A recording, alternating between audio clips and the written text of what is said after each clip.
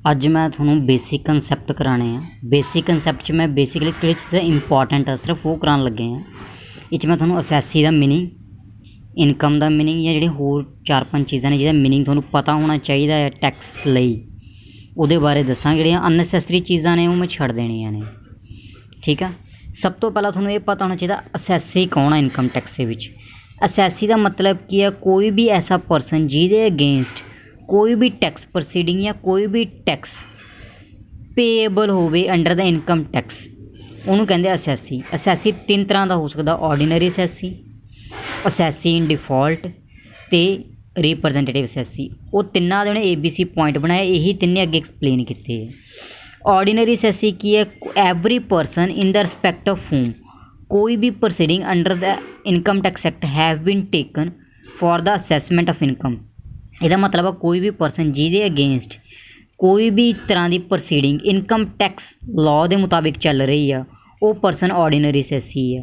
या कोई भी परसन जिन्हें कोई टैक्स पे करना है या कोई फाइन पे करना है वो भी की है ऑर्डीनरी असैसी। देख लो लिखा है आई 3 पॉइंट नीचे ऑर्डीनरी असैसी की है any person against whom some proceeding under the income tax act going on, वो की अपना ऑर्डीनरी असैसी। फस्ट पॉइंट तो ऑर्डीनरी असैसी सेम आ। सैकेंड पॉइंट हैगा अपना रिप्रजेंटेटिव असैसी, वो अगे एक्सप्लेन किया होया। उस बाद assessee in default third point. Ordinary assessee का पहला पॉइंट थोड़ा क्लीयर हो गया होगा। ऑर्डीनरी असैसी का सैकेंड पॉइंट अपने को कि कोई भी परसन चाहे उन्हें रिटर्न लॉस की ही क्यों ना फाइल की हुई, अगर उस परसन ने इनकम टैक्स एक्ट के अंडर कोई भी रिटर्न फाइल की है चाहे वो लॉस की क्यों ना हो, तो की है ऑर्डीनरी असैसी। सैकेंड की है एनी परसन बाय होम जिसके द्वारा कोई भी interest tax penalty income tax act के अंडर पेएबल आ, वो भी अपना की है ऑर्डीनरी असैसी। कोई भी परसन जिहड़ा गवर्नमेंट तो income tax under refund claim करना चाहता है वो भी अपना की है ऑर्डीनरी असैसी। हुण जिहड़ा उधर सैकेंड पॉइंट आ तो इधर उस पॉइंट नूं रिप्रजेंटेटिव असैसी कह के एक्सप्लेन किया होया वा। रिप्रजेंटेटिव असैसी या डीम्ड असैसी, ਇਹਦਾ मतलब की होंदा कि कोई परसन असैसी नहीं हैगा, मतलब कि उन्हें टैक्स पे नहीं करना, ना ही वो इनकम टैक्स के अंडर कोई प्रोसीडिंग चल रही है, बट फिर भी असीं उन्होंने असैसी मन लैने हैं। रिप्रजेंटेटिव ते डीम का मतलब की है मनना।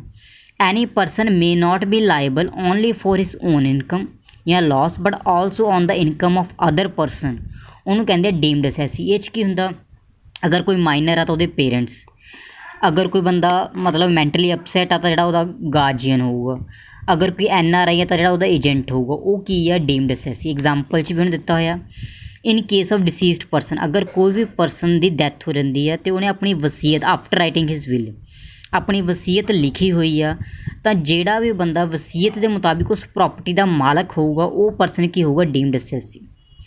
ठीक है, उस बाद सैकेंड की है अगर कोई भी परसन अपनी विल यानी कि वसीयत लिखण तो बिना ही मर जाए या उसकी डैथ हो जाए तो जो एल्डेस्ट सन होंदा है या जो लीगल यानी कि कानूनी तौर पर वह वारस होगा वो परसन की है डीम्ड असैसी।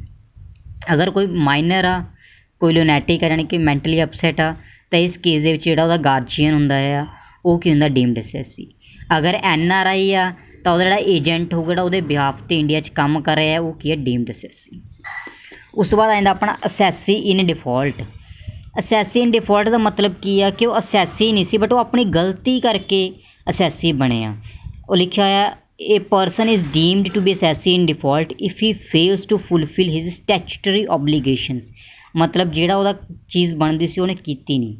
इहदी एग्जाम्पल की आ कि अगर कोई भी इंपलॉयर आ, ठीक है, उन्हें अपने इंपलॉई नूं अगर टैक्स बनता आ तो टैक्स कट के सैलरी देनी है, अगर वो बिना टैक्स कट्टे सैलरी दिंदा आ, ठीक है, तो इस केस दे विच जिहड़ा इंपलॉयर आ वो असैसी इन डिफॉल्ट बन जांदा। बेशक ये इनकम इंपलॉई दी आ, इंपलॉई नूं टैक्स पे करना चाहिए बट गवर्नमेंट टैक्स कितों मंगूगी इंपलॉयर तो, क्योंकि इंपलॉयर की रिस्पोंसिबिलिटी सी कि वो टैक्स कट के उन्होंने सैलरी देवे। इस केस दे विच जिहड़ा अपना इंपलॉयर हुंदा आ वो की बनदा असैसी इन डिफॉल्ट। उस तो बाद अपना जिहड़ा सैकेंड मेन थोनों पता होना चाहिए आ मीनिंग ने सिर्फ ये average rate. Average rate of income tax का मतलब की आ कि total tax divide by total income गुणा 100, जिमें तुसीं अपने एवरेज नंबर कढ दो कि जिन्ने आ गए डिवाइड बाय टोटल गुणा 100 उस तरह। ਟੋਟਲ ਟੈਕਸ ਦੇ ਵਿੱਚ ਜਿਹੜਾ ਸਰਚਾਰਜ ਤੇ ਐਜੂਕੇਸ਼ਨ ਸੈਸ ਇਨਕਲੂਡ ਕਰਕੇ ਆਪਾਂ ਉੱਪਰ ਲਿਖ ਦੇਣਾ divide by total income. Maximum marginal rate, ਇਹ ਆਪਣਾ ਕੀ ਆ, ਮੈਕਸੀਮਮ ਮਾਰਜਨਲ ਰੇਟ ਦਾ ਮਤਲਬ ਕੀ ਆ ਕਿ ਵੱਧ ਤੋਂ ਵੱਧ ਤੁਹਾਡੇ 'ਤੇ ਕਿੰਨਾ ਟੈਕਸ ਲੱਗ ਸਕਦਾ ਆ। ਠੀਕ ਆ, ਮੈਕਸੀਮਮ ਮਾਰਜਨਲ ਰੇਟ ਦਾ ਮਤਲਬ ਕੀ ਹੈ ਕਿ ਮੈਕਸੀਮਮ ਕਿੰਨਾ ਟੈਕਸ ਇੱਕ ਪਰਸਨ 'ਤੇ ਲੱਗਦਾ ਆ।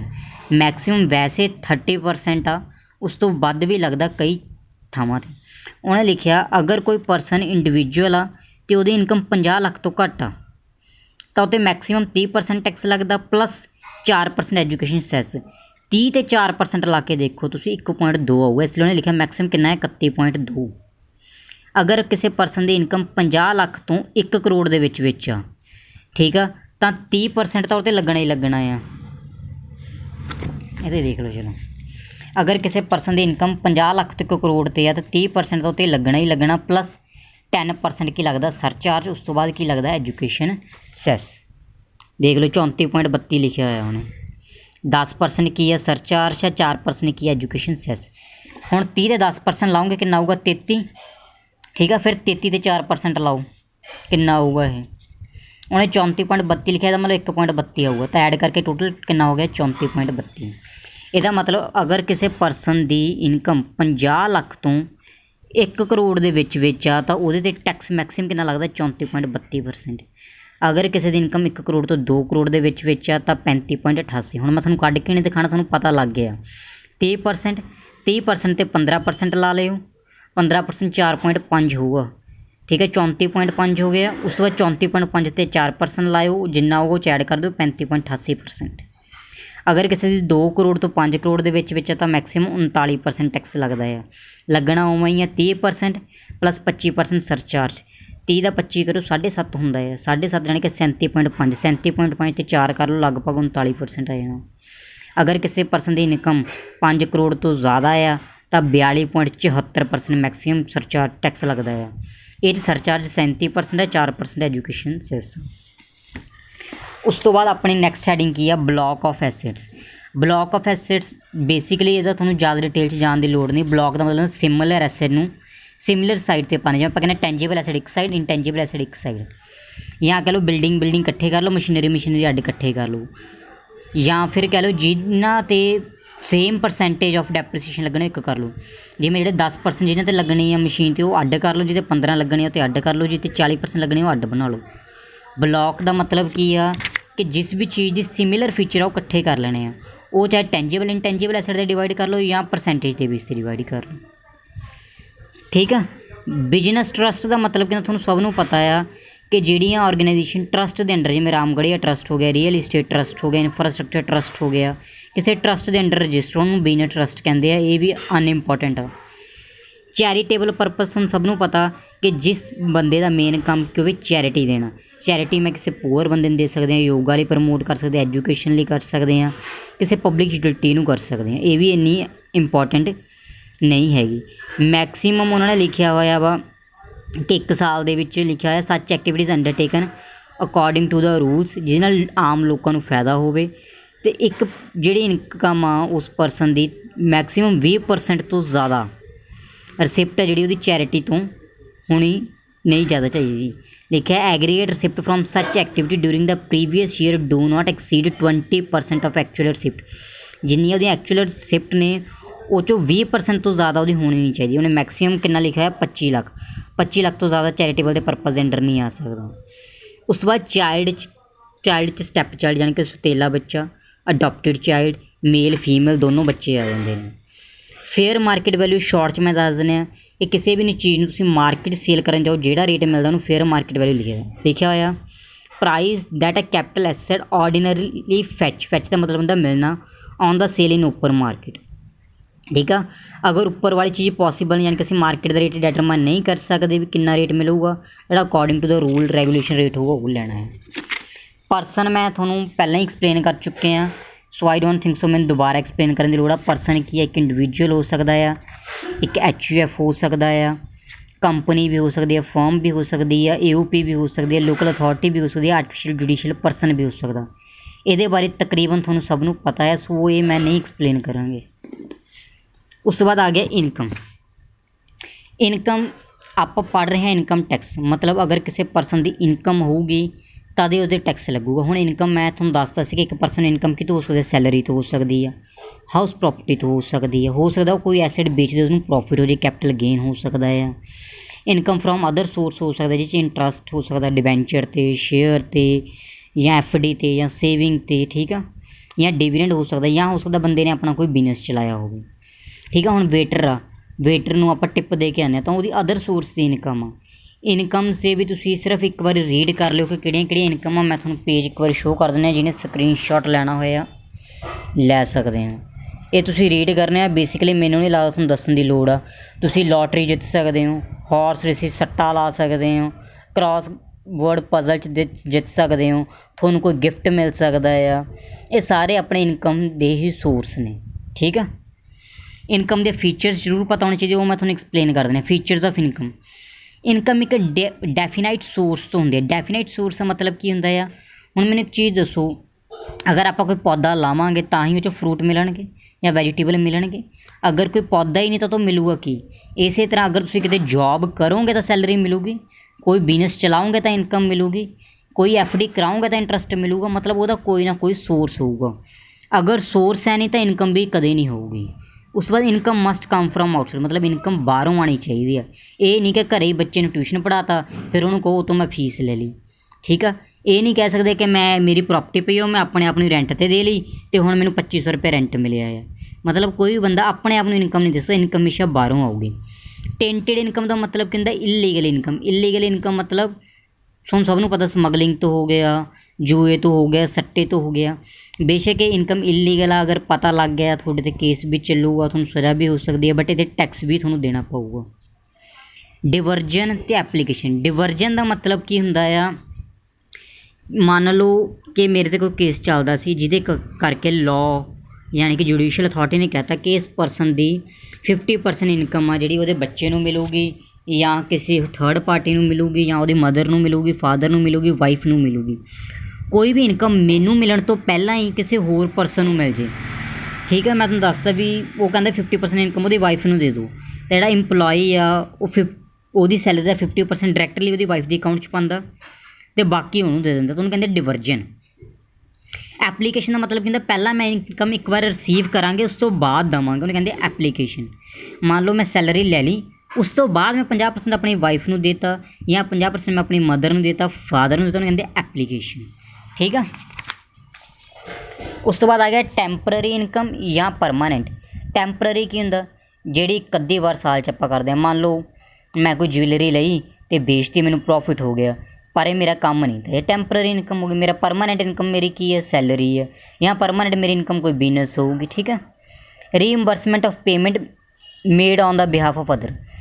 ਅਗਰ ਮੈਂ ਕਿਸੇ ਵੀ ਹੋਰ ਪਰਸਨ ਦੇ ਬਿਹਾਫ 'ਤੇ ਕੋਈ ਇਨਕਮ ਕਰਦੇ ਹਾਂ, ਮਤਲਬ ਕੋਈ ਐਕਸਪੈਂਡੀਚਰ ਕਰਦੇ ਹਾਂ, ਤਾਂ ਉਹ ਇਨਕਮ ਮੇਰੀ ਹੀ ਮੰਨੀ ਜਾਊਗੀ। ਉਹਦਾ ਕਾਰਨ ਕੀ ਆ ਕਿ ਅਗਰ ਮੈਂ ਪੈਸਾ ਦੇ ਰਿਹਾ ਇਹਦਾ ਮਤਲਬ ਮੈਨੂੰ ਕਿਤੋਂ ਨਾ ਕਿਤੋਂ ਪੈਸਾ ਆਇਆ ਵੀ ਹੋਊਗਾ, ਠੀਕ ਆ। ਇਸ ਲਈ ਉਹਨੂੰ ਕੀ ਮੰਨਦੇ ਆ? ਇਨਕਮ।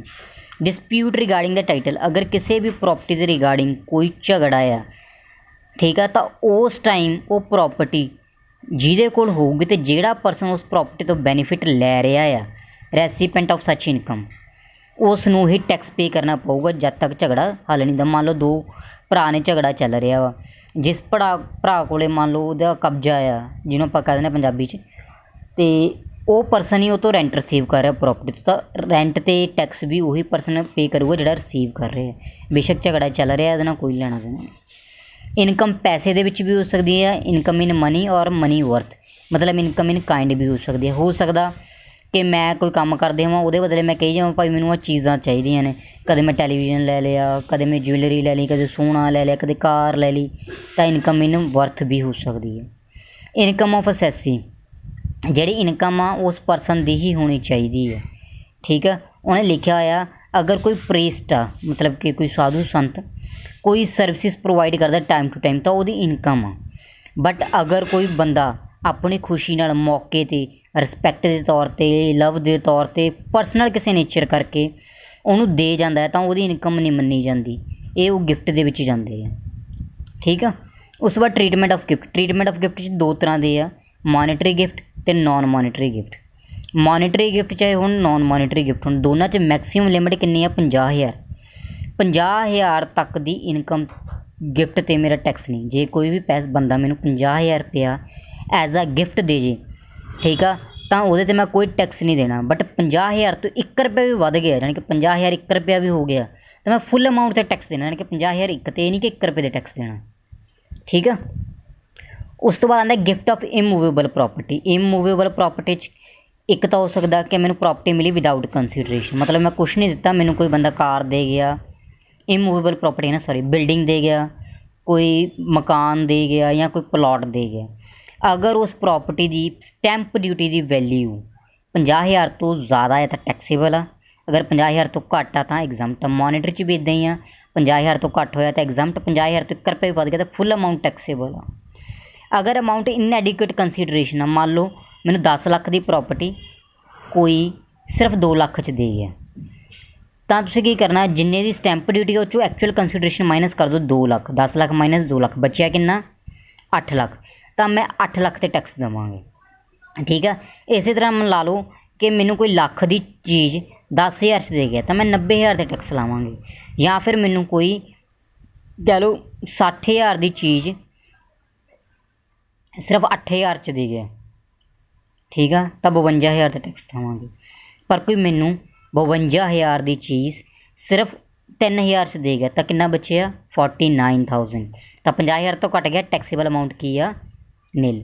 ਆਹੀ ਦੋਨੋਂ ਸੇਮ ਪੁਆਇੰਟ ਨੀਚੇ ਲਿਖਣੇ ਆ ਮੂਵੇਬਲ ਪ੍ਰੋਪਰਟੀ 'ਚ, ਵਿਦਾਊਟ ਕੰਸੀਡਰੇਸ਼ਨ ਅਤੇ ਇਨਐਡਿਕੁਏਟ ਕੰਸੀਡਰੇਸ਼ਨ। ਵੈਲਿਊ ਵੀ ਸੇਮ ਆ, ਬਸ ਇਮੂਵੇਬਲ ਜਾਂ ਤਾਂ ਮੂਵੇਬਲ ਕਰ ਦਿਓ, ਮੂਵੇਬਲ 'ਚ ਆਪਣੇ ਕਾਰ ਹੋ ਗਿਆ, ਕੋਈ ਵਾਚ ਹੋ ਗਈ, ਕੋਈ ਜੁਐਲਰੀ ਹੋ ਗਈ, ਜਿਹੜੀ ਇੱਕ ਥਾਂ ਦੂਜੀ ਥਾਂ 'ਤੇ ਮੂਵ ਕਰ ਸਕਦੇ ਉਹ ਆ ਜਾਂਦੇ, ਠੀਕ ਆ। ਉਸ ਤੋਂ ਬਾਅਦ ਇਨਕਮ ਦੇ ਵਿੱਚ ਇਕੱਲੀ ਇਨਕਮ ਹੀ ਨਹੀਂ, ਲੋਸ ਵੀ ਆਪਾਂ ਇਨਕਲੂਡ ਕਰਦੇ ਹਾਂ, ਕਿਉਂਕਿ ਇਨਕਮ ਆਪਣੀ ਨੈਗੇਟਿਵ ਵੀ ਹੋ ਸਕਦੀ ਆ। ਅਗਰ ਮੈਨੂੰ ਕਿਸੇ ਇੱਕ ਹੈੱਡ ਤੋਂ ਇਸ ਸਾਲ ਲੋਸ ਹੋ ਗਿਆ, ਅਗਲੇ ਸਾਲ 'ਚ ਇਨਕਮ ਹੋ ਸਕਦੀ ਹੈ, ਉਹਨੂੰ ਆਪਾਂ ਸੈੱਟ ਆਫ ਕਰ ਸਕਦੇ ਹਾਂ। ਸੈੱਟ ਆਫ ਕੈਰੀ ਫੋਰਵਰਡ ਦਾ ਪੂਰਾ ਚੈਪਟਰ ਉਹ ਆਪਾਂ ਕਰਾਂਗੇ ਡਿਟੇਲ 'ਚ, ਫਿਲਹਾਲ ਇੰਨਾ ਯਾਦ ਰੱਖ ਲਿਓ ਇਨਕਮ ਲੋਸ 'ਚ ਵੀ ਹੋ ਸਕਦੀ ਹੈ। ਉਸ ਤੋਂ ਬਾਅਦ ਅਗਰ ਕੋਈ ਮਿਊਚੁਅਲ ਐਕਟੀਵਿਟੀ ਕਰ ਰਹੇ ਹਾਂ ਤਾਂ ਉੱਤੋਂ ਵੀ ਮੈਨੂੰ ਪ੍ਰੋਫਿਟ ਹੋ ਸਕਦਾ। ਮਿਊਚੁਅਲ ਐਕਟੀਵਿਟੀ ਕੀ ਹੁੰਦਾ, ਆਪਾਂ ਰਲ ਕੇ ਕੋਈ ਬਿਜ਼ਨਸ ਸਟਾਰਟ ਕਰ ਲਿਆ, ਜਿਸ 'ਚ ਆਪਾਂ ਪੈਸਾ ਕੰਟਰੀਬਿਊਟ ਕਰ ਰਹੇ ਹਾਂ, ਕਿਸੇ ਬੈਂਕ 'ਚ ਮੈਂ ਪੈਸਾ ਜਮ੍ਹਾਂ ਕਰਤਾ, ਉੱਤੋਂ ਮੈਨੂੰ ਕੋਈ ਪ੍ਰੋਫਿਟ ਆ ਜਾਵੇ। ਇਹ ਸਾਰੇ ਅਨਇੰਪੋਰਟੈਂਟ ਚੀਜ਼ਾਂ ਨੇ, ਬਸ ਇੱਕ ਵਾਰ ਰੀਡ ਕਰ ਲਈ। ਕਿਸੇ ਵੀ ਇਨਕਮ 'ਤੇ 2 ਵਾਰੀ ਟੈਕਸ ਨਹੀਂ ਲੱਗੂਗਾ, ਨੋ ਡਬਲ ਟੈਕਸੇਸ਼ਨ ਆਫ ਇਨਕਮ। ਇੱਕ ਵਾਰੀ ਜਿਹਦੇ ਟੈਕਸ ਲੱਗ ਗਿਆ ਖਤਮ। ਉਸ ਤੋਂ ਬਾਅਦ ਟੈਕਸ ਟਰੀਟਮੈਂਟ, ਟੈਕਸੇਬਲ ਇਨਕਮ ਉਹ ਇਨਕਮ ਆ ਜਿਹਦੇ ਟੈਕਸ ਲੱਗੂਗਾ। ਐਗਜ਼ੈਂਪਟਡ ਇਨਕਮ ਜਿਹੜੀਆਂ ਕਦੇ ਵੀ ਇਨਕਮ ਦਾ ਪਾਰਟ ਬਣਦੀਆਂ ਹੀ ਨਹੀਂ, ਫੁੱਲੀ ਐਗਜ਼ੈਂਪਟ ਹੁੰਦੀਆਂ ਨੇ। ਰਿਬੇਟੇਬਲ ਇਨਕਮ ਜਿਸ ਇਨਕਮ ਦਾ ਕੁਝ ਹਿੱਸਾ 'ਤੇ ਟੈਕਸ ਲੱਗਦਾ ਹੈ, ਕੁਝ 'ਤੇ ਨਹੀਂ ਲੱਗਦਾ। ਇਹ ਵੀ ਆਪਾਂ ਡਿਟੇਲ 'ਚ ਅੱਗੇ ਪੜ੍ਹਾਂਗੇ ਬਹੁਤ ਆ। ਜਿਹੜੇ 5 ਹੈੱਡ ਆ ਉਹ ਮੈਂ ਤੁਹਾਨੂੰ ਐਕਸਪਲੇਨ ਕਰਤੇ ਸੀ ਕਲਾਸ 'ਚ ਕਿ ਇਨਕਮ ਸੈਲਰੀ ਤੋਂ ਹੋ ਸਕਦੀ ਹੈ, ਹਾਊਸ ਪ੍ਰੋਪਰਟੀ ਤੋਂ ਹੋ ਸਕਦੀ ਹੈ, ਪ੍ਰੋਫਿਟ ਐਂਡ ਗੇਨ ਤੋਂ ਹੋ ਸਕਦੀ ਹੈ, ਕੈਪੀਟਲ ਗੇਨ ਤੋਂ ਹੋ ਸਕਦੀ ਹੈ, ਅਦਰ ਸੋਰਸ ਤੋਂ ਵੀ ਹੋ ਸਕਦੀ ਹੈ, ਠੀਕ ਆ। ਉਸ ਤੋਂ ਬਾਅਦ gross total income. Gross total income ਕਿ ਤੁਸੀਂ 5 ਦੇ 5 ਹੈੱਡ ਜੋੜ ਲੈਣੇ ਆ। ਜਦੋਂ 5 ਦੇ 5 ਹੈੱਡ ਨੂੰ ਜੋੜਦੇ ਹੋ, ਠੀਕ ਆ, ਉਹ ਤੋਂ ਬਾਅਦ ਕੋਈ ਕਲੱਬਿੰਗ ਹੈ, ਸੈੱਟ ਆਫ ਕੈਰੀ ਫੋਰਵਰਡ ਨੂੰ ਮਾਈਨਸ ਕਰਨ ਤੋਂ ਬਾਅਦ ਮੇਰੇ ਕੋਲ ਆਉਂਦੇ gross total income. Clubbing of income ਕੀ ਹੈ, ਸੈੱਟ ਆਫ ਕੀ ਹੈ, ਇਹ ਵੀ ਫੁੱਲ ਚੈਪਟਰ ਆਪਾਂ ਅੱਗੇ ਡਿਟੇਲ 'ਚ ਕਰਾਂਗੇ। ਟੋਟਲ ਇਨਕਮ ਕੀ ਆ ਕਿ ਜਦੋਂ ਤੁਸੀਂ ਗ੍ਰੋਸ ਟੋਟਲ ਇਨਕਮ 'ਚੋਂ ਡਿਡਕਸ਼ਨਾਂ ਮਾਈਨਸ ਕਰਦੇ ਹੋ। ਡਿਡਕਸ਼ਨਾਂ ਕਿਹੜੀਆਂ ਨੇ 80C ਤੋਂ ਲੈ ਕੇ 80U ਤੱਕ। ਇਹ ਤੁਹਾਡੇ ਨੈਕਸਟ ਸਮੈਸਟਰ ਦੇ ਡਿਟੇਲ 'ਚ, ਸੋ ਇਹ ਵੀ ਤੁਹਾਨੂੰ ਇੰਨਾ ਪੜ੍ਹਨ ਦੀ ਲੋੜ ਨਹੀਂ ਹੈਗੀ, ਉਹ ਮਾਈਨਸ ਕਰਕੇ ਆਏਗਾ, ਠੀਕ ਆ। ਅਸੈਸਮੈਂਟ ਈਅਰ ਅਤੇ ਪ੍ਰੀਵੀਅਸ ਈਅਰ ਮੈਂ ਤੁਹਾਨੂੰ ਐਕਸਪਲੇਨ ਕਰ ਚੁੱਕਿਆ ਕਲਾਸ 'ਚ। ਅਸੈਸਮੈਂਟ ਈਅਰ ਕੀ ਸੀ, 12 ਸਾਲਾਂ ਦਾ ਉਹ ਟਾਈਮ ਪੀਰੀਅਡ ਜਿਸ 'ਚ ਅਸੀਂ ਟੈਕਸ ਪੇ ਕਰਨਾ, ਜਾਣੀ ਕਿ ਆਪਣਾ ਕਰੰਟ ਸਾਲ ਅਸੈਸਮੈਂਟ ਈਅਰ ਕਿਹੜਾ ਹੈ 2020-21। 2020-21 'ਚ ਮੈਂ ਪਿਛਲੇ ਸਾਲ ਦੀ ਇਨਕਮ 'ਤੇ ਟੈਕਸ ਪੇ ਕਰਨਾ ਆ 2019-20, ਤਾਂ 19-20 ਕੀ ਹੈ ਮੇਰਾ ਪ੍ਰੀਵੀਅਸ ਈਅਰ। ਮੈਂ ਪਿਛਲੇ ਸਾਲ ਦੀ ਇਨਕਮ 'ਤੇ ਕਰੰਟ ਈਅਰ ਟੈਕਸ ਪੇ ਕਰਨਾ। ਪ੍ਰੀਵੀਅਸ ਈਅਰ ਕੀ ਹੈ 19-20। 19-20 ਦੀ ਇਨਕਮ ਦੇ ਵਿੱਚ ਮੈਂ ਟੈਕਸ 19-20 ਦੀ ਇਨਕਮ 'ਤੇ ਮੈਂ ਟੈਕਸ ਕਿਹੜੇ ਸਾਲ ਪੇ ਕਰਨਾ ਹੈ 2021 'ਚ, ਅਤੇ 2021 ਮੇਰਾ ਕੀ ਹੈ assessment year. According to the income tax rule ਪਿਛਲੇ ਸਾਲ ਦੀ ਇਨਕਮ 'ਤੇ ਟੈਕਸ ਅਗਲੇ ਸਾਲ ਪੇ ਹੁੰਦਾ, ਯਾਨੀ ਕਿ 2019-20 ਦੀ ਇਨਕਮ 'ਤੇ ਟੈਕਸ 2020-21 'ਚ ਪੇ ਹੋਣਾ, 2020-21 ਦੀ ਇਨਕਮ 'ਤੇ ਟੈਕਸ 2021-22 'ਚ ਪੇ ਹੋਣਾ। ਬਟ ਇਸ ਰੂਲ ਦੀਆਂ ਕੁਝ ਐਕਸੈਪਸ਼ਨਸ ਨੇ, ਔਰ ਤੁਹਾਡਾ ਪੇਪਰ 'ਚ ਇਸ ਚੈਪਟਰ 'ਚੋਂ ਇੱਕੋ ਹੀ ਕੁਐਸਚਨ ਬਣਦਾ ਆ ਕਿ ਉਹ ਮੈਂ ਤੁਹਾਨੂੰ ਦਿਖਾ ਵੀ ਦਿੰਦਾ, ਇੱਥੇ ਹੋਊਗਾ ਬੁੱਕ ਆ ਰਿਹਾ। Define the assessment year, previous year. What are the exception to the rule that income of previous year is assessed to tax in the assessment year? According to the rule ਕੀ ਆ ਕਿ ਪਿਛਲੇ ਸਾਲ ਦੇ income ਤੇ tax ਲੱਗੂਗਾ assessment year ਵਿੱਚ। ਪਰ ਇਸ ਚੀਜ਼ ਦੀਆਂ ਕੁਝ ਐਕਸੈਪਸ਼ਨਸ ਨੇ, ਮਤਲਬ ਕਿ ਜਦੋਂ ਅਸੈਸਮੈਂਟ ਈਅਰ ਦੀ ਇਨਕਮ ਤੇ ਟੈਕਸ ਅਸੈਸਮੈਂਟ ਈਅਰ 'ਚ ਹੀ ਲੱਗ ਜਾਂਦਾ, ਕਿ 2020-21 ਜਿਹੜੀ ਮੈਂ ਇਨਕਮ ਅਰਨ ਕੀਤੀ ਆ ਉਹ 'ਤੇ ਟੈਕਸ 2020-21 'ਚ ਹੀ ਲੱਗੂਗਾ। ਉਹਦੀਆਂ 5-6 ਐਕਸੈਪਸ਼ਨਸ ਨੇ। ਇਹੀ ਕੁਐਸਚਨ ਜਿਹੜਾ 15 ਮਾਰਕਸ ਦਾ ਹਰ ਸਾਲ ਆਉਂਦਾ ਹੈ, ਠੀਕ ਹੈ। ਇਸ ਤੋਂ ਇਲਾਵਾ ਇਹ 'ਚੋਂ ਜਿਹੜੇ ਤੁਸੀਂ ਪੜ੍ਹਨੇ ਆ ਉਹ ਇਨਕਮ ਦਾ ਮੀਨਿੰਗ ਮੋਸਟਲੀ, ਪਰਸਨ ਕੀ ਆ, ਅਸੈਸੀ ਕੀ ਆ, ਅਸੈਸਮੈਂਟ ਈਅਰ ਕੀ ਹੈ, ਪ੍ਰੀਵੀਅਸ ਈਅਰ ਕੀ ਹੈ। ਬਾਕੀ ਇੰਨੀਆਂ ਚੀਜ਼ਾਂ ਇੰਪੋਰਟੈਂਟ ਨਹੀਂ ਹੈਗੀਆਂ। ਐਕਸੈਪਸ਼ਨਸ ਮੈਂ ਤੁਹਾਨੂੰ ਕਰਾ ਦਿੰਦੇ ਹਾਂ, ਉਸ ਤੋਂ ਬਾਅਦ ਆਪਾਂ ਇਸ ਚੈਪਟਰ ਨੂੰ ਕੰਪਲੀਟ ਕਰ ਲਾਂਗੇ।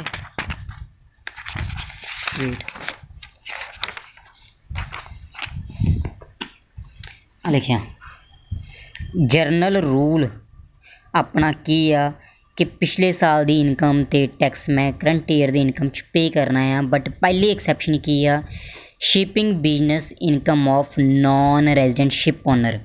ਅਗਰ ਕੋਈ ਬੰਦਾ NRI ਆ ਅਤੇ ਸ਼ਿਪਿੰਗ ਬਿਜ਼ਨਸ ਦਾ ਮਾਲਕ ਆ, ਠੀਕ ਆ, ਇਸ ਕੇਸ ਦੇ ਵਿੱਚ ਕੋਈ ਵੀ ਪਰਸਨ ਇੰਡੀਆ ਦੀ ਪੋਰਟ ਨੂੰ ਉਦੋਂ ਤੱਕ NRI ਛੱਡ ਨਹੀਂ ਸਕਦਾ ਜਦੋਂ ਤੱਕ ਉਹ ਉਸ ਸਾਲ ਦੀ ਇਨਕਮ 'ਤੇ ਟੈਕਸ ਨਹੀਂ ਪੇ ਕਰਦਾ, ਅਗਰ ਉਹਦਾ ਇੰਡੀਆ 'ਚ ਕੋਈ ਵੀ ਰੀਪ੍ਰਜੈਂਟੇਟਿਵ ਨਾ ਹੋਵੇ, ਠੀਕ ਹੈ। ਅਤੇ ਮੈਂ ਤੁਹਾਨੂੰ ਲਿਖ ਕੇ ਸਮਝਾ ਦਿੰਦਾ, ਚਲੋ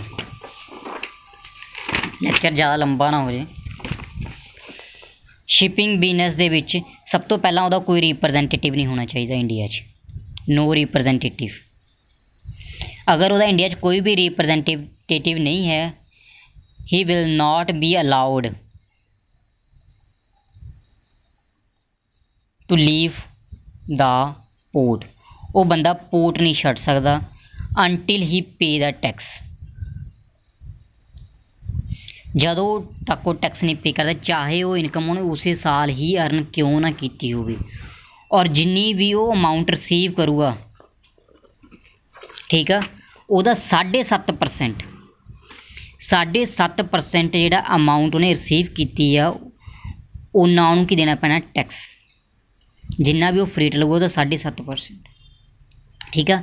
ਬਟ ਇਹਦੀ ਵੀ ਇੱਕ ਐਕਸੈਪਸ਼ਨ ਆ, ਅਗਰ ਉਹ ਲਿਖਿਆ ਆ, ਅਗਰ ਮਾਸਟਰ ਆਫ ਸ਼ਿਪ ਕੋਈ ਰਿਕੁਆਇਰ ਰਿਟਰਨ ਫਰਨਿਸ਼ ਕਰ ਦਿੰਦਾ ਅਤੇ ਅਸੈਸਿੰਗ ਆਫਿਸਰ ਨੂੰ ਇਹ ਸੈਟਿਸਫਾਈ ਕਰਦੇ ਕਿ ਮੈਂ ਆਪਣੇ ਵਤਨ ਜਾਂ ਮੈਂ ਆਪਣੀ ਕੰਟਰੀ 'ਚ ਵਾਪਸ ਪਹੁੰਚਣ ਤੋਂ ਬਾਅਦ 30 ਦਿਨ ਦੇ ਵਿੱਚ ਟੈਕਸ ਪੇ ਕਰ ਦੂੰਗਾ, ਔਰ ਅਗਰ ਅਸੈਸਿੰਗ ਆਫਿਸਰ ਇਸ ਚੀਜ਼ ਦੇ ਨਾਲ ਸੈਟਿਸਫਾਈ ਆ ਤਾਂ ਉਹਨੂੰ ਅਲਾਊ ਕਰ ਸਕਦਾ ਕਿ ਉਹ ਪੋਰਟ ਛੱਡੇ। ਮਤਲਬ ਇਸ ਰੂਲ ਦੀ ਕੀ ਆ ਗਈ, ਐਕਸੈਪਸ਼ਨ, ਠੀਕ ਆ। ਪੋਰਟ ਕਲੀਅਰੈਂਸ ਸਰਟੀਫਿਕੇਟ ਉਹਨੂੰ ਕਲੈਕਟਰ ਜਾਂ ਕਸਟਮ ਡਿਊਟੀ ਤੋਂ ਲੈਣਾ ਪਊਗਾ, ਤਦੇ ਹੀ ਉਹ ਪੋਰਟ ਛੱਡ ਸਕਦਾ ਆ। ਅਦਰਵਾਈਜ਼ ਚਾਹੇ ਉਹਨੇ ਇਨਕਮ 2020 'ਚ ਹੀ ਅਰਨ ਕੀਤੇ, ਉਹ ਇਹ ਨਹੀਂ ਕਹੂਗਾ ਮੈਂ 2021-22 'ਚ ਜਾ ਕੇ ਟੈਕਸ ਪੇ ਕਰੂੰਗਾ ਅਕੋਰਡਿੰਗ ਟੂ ਦਾ ਰੂਲ, ਉਹਨੂੰ ਉਸੇ ਸਾਲ ਹੀ ਪੇ ਕਰਨਾ ਪਊਗਾ। ਅਗਰ ਇਹ ਟੌਪਿਕ ਨਾ ਸਮਝ ਆਇਆ ਤਾਂ ਮੈਨੂੰ ਦੱਸ ਦਿਓ, ਮੈਂ ਇਹ ਟੌਪਿਕ ਦੁਬਾਰਾ ਕਰਾ ਦਾਂਗੇ, ਕਿਉਂਕਿ ਮੈਂ ਇਸ ਲੈਕਚਰ ਨੂੰ ਜ਼ਿਆਦਾ ਲੈਂਥੀ ਨਹੀਂ ਕਰਨਾ, ਆਲਰੇਡੀ 23 ਮਿੰਟ ਹੋ ਗਏ। ਉਸ ਤੋਂ ਬਾਅਦ ਹੈਗਾ ਇਨ case of person living India. ਅਗਰ ਕੋਈ ਵੀ ਪਰਸਨ ਇੰਡੀਆ ਛੱਡ ਰਿਹਾ ਇਸ ਇੰਟੈਂਸ਼ਨ ਦੇ ਨਾਲ ਕਿ ਉਹ ਵਾਪਸ ਇੰਡੀਆ 'ਚ ਨਹੀਂ ਆਊਗਾ ਅਤੇ ਇਨਕਮ ਟੈਕਸ ਆਫਿਸਰ ਨੂੰ ਇਹ ਪਤਾ ਲੱਗ ਜੇ, ਤਾਂ ਉਹਨੇ ਕੀ ਕਹਿਣਾ ਕਿ ਜਿਹੜੀ ਇਨਕਮ ਤੂੰ ਅਰਨ ਕੀਤੀ ਉਹਦੇ ਟੈਕਸ ਹੁਣੇ ਪੇ ਕਰਕੇ ਜਾ। ਮੰਨ ਲਓ ਮੈਂ ਅੱਜ ਇੰਡੀਆ ਛੱਡ ਕੇ ਜਾ ਰਿਹਾ PR ਬੇਸਿਸ 'ਤੇ ਕੈਨੇਡਾ ਲਈ। ਅੱਜ ਡੇਟ ਕਿੰਨੀ ਆ ਆਪਣੀ, ਕਿੰਨੀ ਆ, 8 ਸਤੰਬਰ ਆ, ਜਾਣੀ ਕਿ ਮੇਰਾ ਟੈਕਸੇਬਲ ਈਅਰ ਕਿਹੜਾ ਬਣਦਾ, 1 ਅਪ੍ਰੈਲ 2020 ਤੋਂ 31 ਮਾਰਚ 2021। ਹੁਣ ਮੈਂ ਇਨਕਮ ਟੈਕਸ ਆਫਿਸਰ ਨੂੰ ਕਹਾਂ ਭਾਈ ਮੈਂ 2021-22 ਟੈਕਸ ਪੇ ਕਰੂੰ, ਕਿਉਂਕਿ ਇਹ ਇਨਕਮ ਮੇਰੀ 2020-21 ਦੀ ਹੈ। ਉਹਨੇ ਮੈਨੂੰ ਕਹਿਣਾ ਤੂੰ ਇੰਡੀਆ ਛੱਡ ਕੇ ਜਾ ਰਹੇ ਆ, PR ਬੇਸਿਸ 'ਤੇ ਜਾ ਰਹੇ ਆ ਨਾ, ਵਾਪਸ ਤੂੰ ਆਉਣਾ ਨਹੀਂ, ਤਾਂ ਫਿਰ ਮੈਨੂੰ ਜਿਹੜਾ ਟੈਕਸ ਤੂੰ 1 ਅਪ੍ਰੈਲ ਤੋਂ 8 ਸਤੰਬਰ ਤੱਕ ਇਨਕਮ ਅਰਨ ਕੀਤੀ ਉਹਦੇ ਟੈਕਸ ਹੁਣੇ ਹੀ ਦੇ ਕੇ ਜਾ, ਠੀਕ ਹੈ। ਇਹ ਇਹਦੀ ਕੀ ਹੋ ਗਈ, ਐਕਸੈਪਸ਼ਨ। ਜਦੋਂ ਕਰੰਟ ਈਅਰ ਦੀ ਇਨਕਮ 'ਤੇ ਟੈਕਸ ਕਰੰਟ ਈਅਰ 'ਚ ਹੀ ਲੱਗੇ। ਇਹ ਉਦੋਂ ਲੱਗਦਾ ਹੈ ਜਦੋਂ ਪਰਸਨ ਇੰਡੀਆ ਛੱਡ ਕੇ ਪਰਮਾਨੈਂਟਲੀ ਜਾ ਰਿਹਾ ਅਤੇ ਇਨਕਮ ਟੈਕਸ ਆਫਿਸਰ ਨੂੰ ਇਸ ਚੀਜ਼ ਦਾ ਯਕੀਨ ਆ, ਠੀਕ ਆ। Assessment of any association of person, body of individual ਜਾਂ ਆਰਟੀਫਿਸ਼ੀਅਲ ਜੁਡੀਸ਼ੀਅਲ ਪਰਸਨ ਜਿਹੜੀ ਸਿਰਫ ਕੁਛ ਟਾਈਮ ਪੀਰੀਅਡ ਲਈ ਬਣੀ ਆ। ਮੰਨ ਲਓ ਕੋਈ ਆਰਗੇਨਾਈਜੇਸ਼ਨ ਆ, ਕੋਈ NGO ਆ ਜਿਹੜੀ 5 ਜਾਂ 6 ਸਾਲਾਂ ਲਈ ਬਣੀ ਸੀ, ਔਰ ਇਸ ਸਾਲ ਉਹਨੇ ਖ਼ਤਮ ਹੋ ਜਾਣਾ। ਜਿਹੜੀ ਚੀਜ਼ ਇਸ ਸਾਲ ਖ਼ਤਮ ਹੋ ਗਈ ਉਹ ਅਗਲੇ ਸਾਲ ਟੈਕਸ ਕਿੱਥੋਂ ਪੇ ਕਰੂਗੀ? ਫਿਰ ਉਹ ਕੀ ਕਰਦੇ ਆ, ਇਨਕਮ ਟੈਕਸ ਆਫਿਸਰ ਉਸ ਥਾਂ 'ਤੇ ਜਾਊਗਾ, ਉਹਨੂੰ ਕਹੋ ਭਾਈ ਅਗਲੇ ਸਾਲ ਤੂੰ ਐਗਜ਼ਿਸਟ ਹੀ ਨਹੀਂ ਕਰਨਾ, ਮੈਂ ਟੈਕਸ ਕਿਤੋਂ ਲਾਊਂਗਾ। ਸੋ ਇਸ ਸਾਲ ਦੀ ਇਨਕਮ 'ਤੇ ਟੈਕਸ ਇਸੇ ਸਾਲ ਪੇ ਕਰੋ ਅਤੇ ਉਸ ਤੋਂ ਬਾਅਦ ਆਪਣੀ ਕੰਪਨੀ ਨੂੰ ਬੰਦ ਕਰ ਦਿਓ।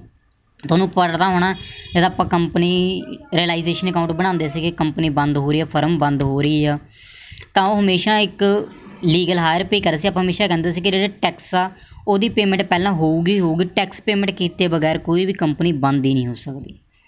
ਇਸੇ ਤਰ੍ਹਾਂ in case of person who likely to transfer their asset to avoid tax, ਅਗਰ ਕੋਈ ਵੀ ਪਰਸਨ ਆਪਣਾ ਐਸੇਟ ਸਿਰਫ ਇਸ ਲਈ ਟਰਾਂਸਫਰ ਕਰਨਾ ਚਾਹੁੰਦਾ ਤਾਂ ਜੋ ਉਹ ਆਪਣੇ ਟੈਕਸ ਨੂੰ ਬਚਾ ਸਕੇ ਔਰ ਇਨਕਮ ਟੈਕਸ ਆਫਿਸਰ ਨੂੰ ਇਹ ਪਤਾ ਲੱਗ ਜੇ, ਇਸ ਕੇਸ ਦੇ ਵਿੱਚ ਵੀ ਉਹ ਕਹਿ ਸਕਦਾ ਆ ਤੂੰ ਇਸ ਸਾਲ ਦੀ ਇਨਕਮ ਦੇ ਟੈਕਸ ਇਸੇ ਸਾਲ ਹੀ ਪੇ ਕਰੇਗਾ। ਇਹ ਕਦੋਂ ਹੁੰਦਾ, ਮੰਨ ਲਓ ਮੈਂ ਕੋਈ ਸੱਟਾ ਬਾਜ਼ਾਰੀ ਕਰਦੇ ਸੀਗੇ, ਠੀਕ ਆ, ਅਤੇ ਮੈਨੂੰ 1 ਕਰੋੜ ਦੀ ਇਨਕਮ ਹੋ ਗਈ। ਹੁਣ ਇਹ ਤਾਂ ਮੇਰੀ ਹਰ ਸਾਲ ਤਾਂ ਹੋਣੀ ਨਹੀਂ, ਇਹ ਤਾਂ ਮੈਨੂੰ ਬਾਈ ਚਾਂਸ ਹੋਈ ਆ। ਤਾਂ ਮੈਂ ਕੀ ਕੀਤਾ, ਇਹਦਾ ਕੁਛ ਹਿੱਸਾ ਵੀ ਤਾਂ ਜੋ ਮੇਰੀ ਜਿਹੜੀ ਸਲੈਬ ਰੇਟ ਆ ਘੱਟੋ ਘੱਟ ਕੁਛ ਤਾਂ ਥੱਲੇ ਆਵੇ। 40-45 ਕਿੱਥੇ ਮੈਂ % ਟੈਕਸ ਪੇ ਕਰਨਾ, ਕਿੱਥੇ ਮੈਂ 35 'ਤੇ ਆ ਜੂੰ। ਮੈਂ ਆਪਣੀ ਇਨਕਮ ਦਾ ਕੁਛ ਹਿੱਸਾ ਆਪਣੇ ਬ੍ਰਦਰ ਦੇ ਨਾਮ 'ਤੇ ਟਰਾਂਸਫਰ ਕਰਤਾ, ਕੁਛ ਮਦਰ ਦੇ ਨਾਮ 'ਤੇ ਕਰਤਾ, ਕੁਛ ਫਾਦਰ ਦੇ ਨਾਮ 'ਤੇ ਕਰਤਾ, ਵੀ ਸਾਰੇ 30 ਲੱਖ 'ਚ ਆ ਜਾਓ। ਤਾਂ 50 ਲੱਖ ਤੋਂ ਘੱਟ 'ਤੇ ਆਪਣੇ ਕਿੰਨਾ ਲੱਗਦਾ ਹੈ 34.32% ਟੈਕਸ, ਮੇਰਾ 10% ਟੈਕਸ ਸੇਵ ਹੋ ਜਾਊਗਾ, ਠੀਕ ਆ। ਬਟ ਇਨਕਮ ਟੈਕਸ ਆਫਿਸਰ ਨੂੰ ਇਸ ਚੀਜ਼ ਦਾ ਪਤਾ ਲੱਗ ਗਿਆ ਤਾਂ ਉਹਨੇ ਕਹਿਣਾ ਭਾਈ ਨਹੀਂ, ਤੂੰ ਜਿਹਨੂੰ ਮਰਜ਼ੀ ਟਰਾਂਸਫਰ ਕਰ, ਮੈਨੂੰ ਕੋਈ ਲੈਣਾ ਦੇਣਾ ਨਹੀਂ, ਪਰ ਟਰਾਂਸਫਰ ਕਰਨ ਤੋਂ ਪਹਿਲਾਂ ਜਿੰਨਾ ਤੇਰਾ ਟੈਕਸ ਬਣਦਾ ਉਹ ਦੇ ਕੇ ਜਾ, ਠੀਕ ਆ। ਇਸੇ ਤਰ੍ਹਾਂ 5ਵੀਂ ਐਕਸੈਪਸ਼ਨ ਕੀ ਹੈ, ਇਨ ਕੇਸ ਆਫ ਡਿਸਕੰਟੀਨਿਊਡ ਬਿਜ਼ਨਸ, ਅਗਰ ਮੈਂ ਆਪਣਾ ਕੋਈ ਵੀ ਕੰਮ ਇਸ ਸਾਲ ਬੰਦ ਕਰ ਰਿਹਾ, ਮੈਂ ਪਹਿਲਾਂ ਹੀ ਦੱਸਦਾ ਕੋਈ ਵੀ ਬਿਜ਼ਨਸ ਯੂਨਿਟ ਕੋਈ ਵੀ ਫਰਮ ਬੰਦ ਹੋਣ ਲੱਗੀ ਆ, ਉਹ ਟੈਕਸ ਪੇ ਕੀਤੇ ਬਗੈਰ ਬੰਦ ਨਹੀਂ ਹੋ ਸਕਦੀ। ਉਹਨੂੰ ਪਹਿਲਾਂ ਟੈਕਸ ਪੇ ਕਰਨਾ ਪਊਗਾ ਫਿਰ ਬੰਦ ਹੋਊਗੀ। ਉਹਦੇ ਲਈ ਵੀ ਇਹ ਰੂਲ ਨਹੀਂ ਵੀ ਇਸ ਸਾਲ ਦੀ ਇਨਕਮ 'ਤੇ ਟੈਕਸ ਉਹ ਅਗਲੇ ਸਾਲ ਪੇ ਕਰੂਗਾ, ਅਗਲੇ ਸਾਲ ਉਹਨੇ ਐਗਜ਼ਿਸਟ ਹੀ ਨਹੀਂ ਕਰਨਾ ਤਾਂ ਟੈਕਸ ਕਿੱਥੋਂ ਪੇ ਕਰਨਗੇ, ਠੀਕ ਆ। According to the income tax rule ਪਿਛਲੇ ਸਾਲ ਦੀ ਇਨਕਮ 'ਤੇ ਟੈਕਸ ਕਰੰਟ ਈਅਰ 'ਚ ਲੱਗਦਾ ਆ, ਬਟ ਇਹਦੀਆਂ 5 ਐਕਸੈਪਸ਼ਨਾਂ ਨੇ ਜਦੋਂ ਕਰੰਟ ਈਅਰ ਦੀ ਇਨਕਮ 'ਤੇ ਟੈਕਸ ਕਰੰਟ ਈਅਰ 'ਚ ਹੀ ਲੱਗਦਾ। ਅਗਰ ਸ਼ਿਪ ਓਨਰ NRI ਹੋਵੇ, ਅਗਰ ਪਰਸਨ ਇੰਡੀਆ ਪਰਮਾਨੈਂਟਲੀ ਛੱਡ ਰਿਹਾ, ਅਗਰ ਕੋਈ ਔਰਗੇਨਾਈਜੇਸ਼ਨ ਕੁਝ ਸਮੇਂ ਲਈ ਬਣੀ ਸੀ ਇਸ ਸਾਲ ਬੰਦ ਹੋ ਰਹੀ ਆ, ਅਗਰ ਕੋਈ ਬੰਦਾ ਟੈਕਸ ਅਵੋਇਡ ਕਰਨ ਦੇ ਲਈ ਐਸੇ ਟਰਾਂਸਫਰ ਕਰ ਰਿਹਾ ਜਾਂ ਕੋਈ ਬਿਜ਼ਨਸ ਬੰਦ ਹੋਣ ਲੱਗਿਆ ਹੈ, ਇਹਨਾਂ ਸਾਰੇ ਕੇਸਿਸ ਦੇ ਵਿੱਚ ਆਪਾਂ ਨੂੰ ਕੀ ਕਰਨਾ ਪੈਂਦਾ ਆ, ਕਰੰਟ ਈਅਰ ਦੀ ਇਨਕਮ 'ਤੇ ਟੈਕਸ ਕਰੰਟ ਈਅਰ ਹੀ ਦੇਣਾ ਪੈਂਦਾ ਹੈ, ਠੀਕ ਆ।